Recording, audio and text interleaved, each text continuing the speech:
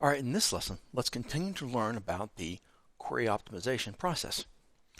Parsing and binding are the first operations performed when a query is submitted.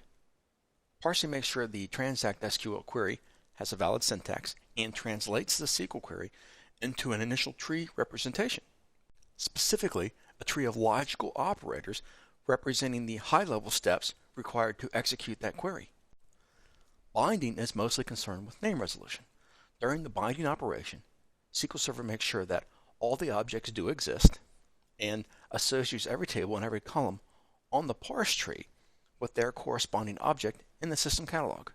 The output of the second process is called an algebraized tree, which is then sent to the query optimizer. The next step is the optimization process, which is basically the generation of candidate execution plans and the selection of the best plan according to their costs.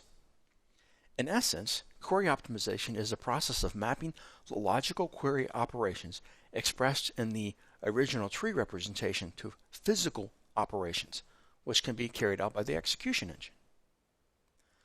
The end product of the query optimization process is an execution plan, a tree consisting of a number of physical operators which contain the algorithms to be performed by the execution engine.